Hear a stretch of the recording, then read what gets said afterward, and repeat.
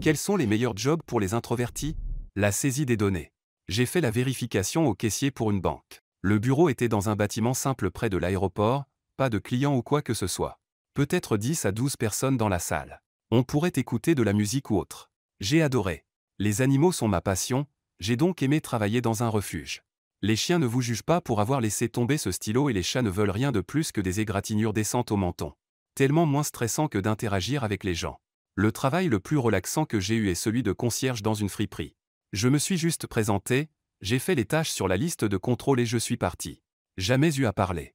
J'ai aussi aimé ça parce que je dois être debout, je me fiche de rester assis à un bureau toute la journée.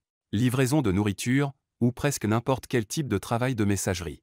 Les interactions que vous avez avec les gens sont à peine des interactions, vous avez rarement besoin d'avoir une conversation et les gens sont généralement heureux de vous voir, dites simplement l'ordre et partez. Qu'est-ce qui restaure votre foi en l'humanité? Les petits points communs qui relient tout le monde. Plus précisément, lorsque les gens publient des mèmes et des blagues sur les petites choses de la vie, comme dire des vaches chaque fois que vous passez devant un champ de vaches en voiture, l'envie de gifler un sac de riz au supermarché. Transformer des trajets sous la pluie en un clip musical mélodramatique imaginaire, etc. C'est bien de se rappeler qu'en dépit d'être si différents, nous avons aussi tellement de choses en commun dont nous pouvons rire. Cela restaure toujours ma foi en l'humanité. Quand j'étais plus jeune, ma mère m'a envoyé au magasin pour acheter une boîte de mélange à gâteaux, des décorations et des bougies pour ma fête d'anniversaire. Il coûte plus cher que ce que j'avais sur moi, alors j'en ai parlé à la femme à la caisse et elle a retiré certains articles. Cependant, pendant que je ne regardais pas, elle a remis les courses que j'avais emportées dans les sacs. Je ne m'en suis rendu compte qu'en rentrant chez moi, et cela ne manque jamais de me faire sourire car c'était une si belle chose à faire. Qu'est-ce que vous avez perdu en vieillissant? Nervosité. J'ai arrêté de me soucier d'échouer et j'ai arrêté de m'inquiéter que les choses ne marchent pas. Je ne sais pas pourquoi c'est arrivé.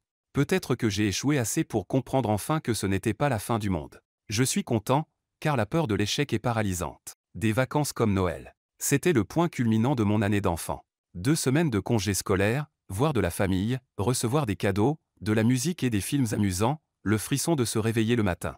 C'était vraiment spécial. Maintenant, ces vacances ne sont qu'un autre jour qui passe. J'ai passé des années à essayer de recréer ce sentiment, et j'écoute encore de la musique, mais c'est parti. Peut-être que la seule façon de recréer cette joie est d'avoir ses propres enfants. Volonté d'essayer de sortir avec quelqu'un. Cela peut être dangereux, vous pouvez être trompé, cela peut être une perte de temps. Même après tout ça, ça peut encore mal finir. Je peux consacrer ce temps et ces efforts à des loisirs et finir beaucoup plus heureux. Si quelque chose arrive, ça arrive. Quelle est la meilleure sensation au monde? Lorsqu'un animal malade arrive et que vous parvenez à éliminer la douleur et la peur en le traitant, l'expression de soulagement sur son visage est la plus grande sensation. J'ai vu des animaux tendus ou sans prendre à leur propriétaire à cause de la douleur et de la confusion. Le moment où ils sont capables de réaliser qu'ils se sentent mieux est quelque chose que les mots ne peuvent pas vraiment décrire. La satisfaction des heureux propriétaires aussi, qui savent que leur meilleur ami souffre beaucoup, et ils le voient aller mieux. Lorsque tous vos cours sont terminés et que vous n'avez pas d'examen, de devoir ou de devoir à vous soucier. C'est comme si toutes les possibilités du monde s'ouvraient à vous. Mais j'ai aussi le sentiment anxieux d'oublier quelque chose, car il y a sûrement une responsabilité.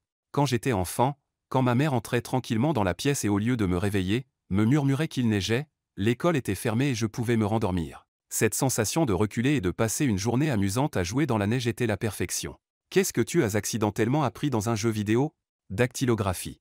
Je n'ai jamais appris à taper à l'école, mais la version informatique du Halo original m'a appris à taper tout en me faisant tirer dessus.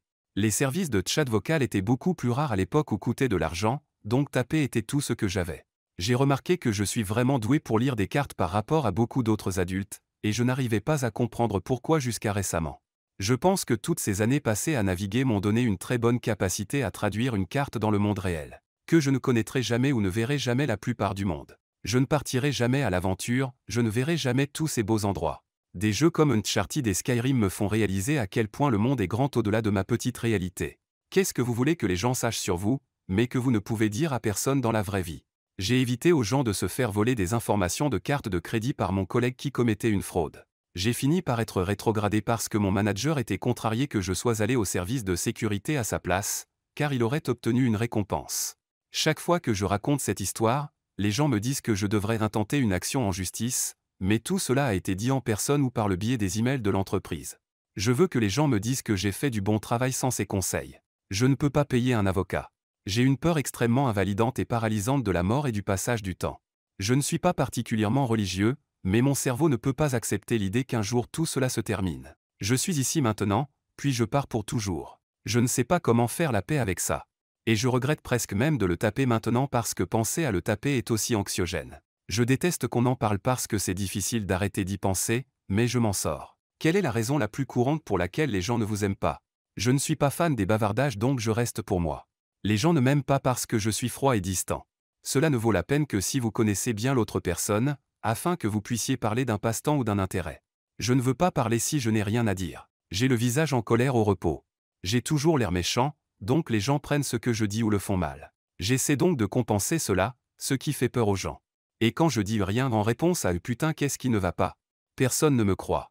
Ces commentaires me font rire. Pensez aux personnes que vous n'aimez pas et pourquoi. Est-ce parce qu'ils ont un peu trop froid? Non, c'est des trucs comme s'ils se vendent trop ou s'ils sont inconsidérés.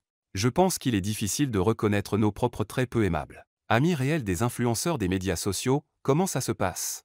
J'ai daté un. Je me souviens de beaucoup d'avoir été ignoré et de n'avoir reçu des cadeaux ou de la gentillesse que lorsqu'ils pouvaient en parler. Me demandant de les conduire dans de beaux endroits, pour me laisser sur un banc pendant qu'ils prenaient des photos. Affreux.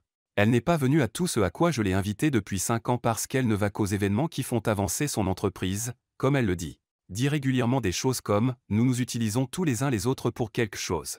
Parfois, elle m'envoie exactement la même chose mot pour mot pendant quelques jours, et il est évident qu'elle copie et colle la même chose et nous l'envoie à tous, puis oublie à qui elle l'a envoyé. Elle me contacte encore plusieurs fois par an et prétend que je suis l'un de ses meilleurs amis, mais ça n'en a vraiment pas envie. Je le lui ai dit, mais elle dit juste « mes affaires passent en premier et si tu ne peux pas accepter ça, alors je suppose que tu n'es pas un vrai ami. » Quelle pensée sombre gardes-tu pour toi tous les jours? Comment puis-je m'échapper de cette pièce ou me cacher si un meurtrier devait entrer? Je fais ça depuis que je suis petit, mais après l'attaque de Columbine, c'était plus une pensée habituelle. C'est excitant de planifier une issue de secours ou comment vous seriez prêt à arrêter l'agresseur. Je pourrais me couper les doigts à tout moment et ce serait aussi simple que de couper une carotte. Si mon cerveau ne m'arrêtait pas, je pourrais rapidement détruire ma capacité à faire beaucoup de choses que j'aime faire. Idem avec les yeux. C'est effrayant comme les choses sont faciles à blesser. Lorsque je conduis, je me demande toujours ce que ce serait de conduire hors de la route, dans un fossé, sur un pont, etc. Je pense à la façon dont mon véhicule serait détruit, à la façon dont moi-même ou mes passagers seraient blessés, mes chances de survie, tout ça. J'adore mes enfants, mais parfois j'aimerais vivre seul sans désordre ni encombrement parce que j'en ai assez de nettoyer après eux. J'ai toujours considéré le coût des enfants comme une atteinte à votre liberté personnelle dans une certaine mesure. Le fait que je pouvais, à tout moment et pour n'importe quelle raison, tout emballer et aller n'importe où sans conséquence, était une chose précieuse pour moi. Je suppose qu'ils sont amusants, alors je les garde. Quelle a été la première chose pour laquelle vous avez travaillé pour économiser pour acheter? Ma toute première voiture. C'était en 1998, j'avais 19 ans. Une Chevrolet Camaro de 1987. Elle était vieille, mais j'adorais cette voiture, et mes amis aussi. Les amis de ma sœur m'ont tous dit que c'était des ordures, mais leurs parents leur ont acheté des voitures qu'ils n'ont pas appréciées. Un hamster. Pas seulement le hamster car ceci était bon marché, mais la cage, la balle en plastique pour hamster, la literie, les friandises, tout cela. Je l'ai nommé Samedi. Il a vécu jusqu'à près de 5 ans et il était le meilleur. Ma mère m'a aidé à planifier les frais de nourriture et je me suis assuré que j'avais suffisamment d'argent de côté pour pouvoir lui procurer de la nourriture pendant au moins une année entière. Ma mère ne pensait pas qu'il resterait en vie plus longtemps que ça. J'ai occupé 2 emplois et j'ai vendu du plasma pendant mes études pour emmener mon ancienne petite amie et moi-même en Europe. Aucun de nous n'avait jamais vraiment voyagé auparavant, et elle avait toujours peur de rester coincée et de ne jamais avoir la chance de voir le monde. Après notre rupture, j'ai eu l'impression que c'était un gaspillage d'argent pendant un moment, mais elle est décédée récemment et j'ai découvert qu'elle gardait une boîte de souvenirs de notre voyage. Avec le recul, je pense que c'était le meilleur argent que j'ai jamais dépensé.